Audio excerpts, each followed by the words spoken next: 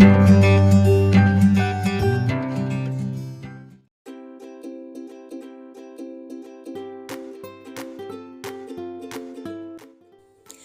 Friends, welcome back. ഇന്നത്തെ നമ്മുടെ recipe നല്ലൊരു അടിപൊളി ഷെയ്ക്കിൻ്റെ റെസിപ്പിയാണ്.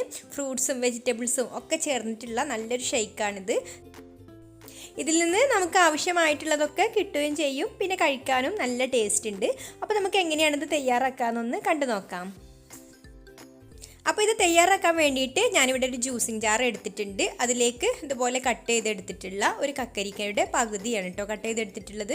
അത് ഇതിലേക്ക് ഇട്ട് കൊടുക്കാം.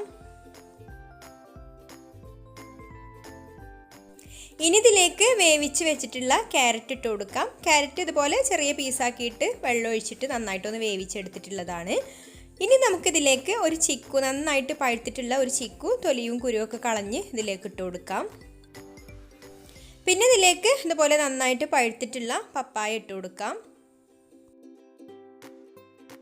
പിന്നെ ഞാനിവിടെ ഒരു 5-6 സ്ട്രോബെറി എടുത്തിട്ടുണ്ട്. അത് നന്നായിട്ട് കഴുകിയതിന് ശേഷം ഇതുപോലെ ഒന്ന് മുറിച്ചെടുത്തിട്ടുണ്ട്. അതും കൂടി ഇതിലേക്ക് ഇട്ട് കൊടുക്കാം. പിന്നെ മധുരത്തിന് ആവശ്യമായിട്ടുള്ള പഞ്ചസാര ചേർത്ത് കൊടുക്കാം. ഇനി നമുക്കിതിലേക്ക് ഐസാക്കി വെച്ചിട്ടുള്ള പാല് ചേർത്ത് കൊടുക്കാം. ഞാനിവിടെ ഒരു പാക്കറ്റ് പാല് ഐസാക്കി എടുത്തതാണ്. അത് ഞാനൊരു ബൗളിലേക്ക് മാറ്റിയതാണ് കേട്ടോ.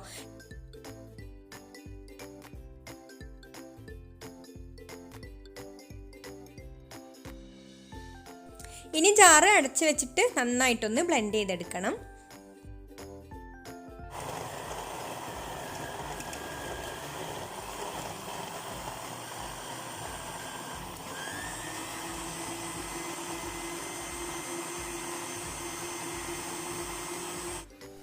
അപ്പോൾ നമ്മുടെ മിക്സഡ് ഷേക്ക് ഇവിടെ റെഡി ആയിട്ടുണ്ട്. ഇനി നമുക്ക് ഇത് ഗ്ലാസ്സിലേക്ക് ഒഴിച്ചു കൊടുക്കാം.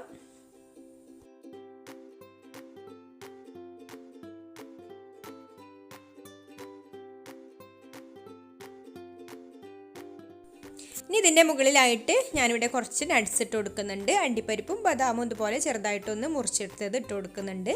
പിന്നെ ഇതിൻ്റെ മുകളിൽ അല്പം ടൂട്ടി ഫ്രൂട്ടും കൂടി ഇട്ട് കൊടുക്കുന്നുണ്ട്. അപ്പോൾ ഫ്രൂട്ട്സും വെജിറ്റബിൾസും ഒക്കെ ചേർന്നിട്ടുള്ള ഈ മിക്സഡ് ഷേക്ക് എല്ലാവർക്കും ഇഷ്ടമായിട്ടുണ്ടാവുമെന്ന് വിചാരിക്കുന്നു.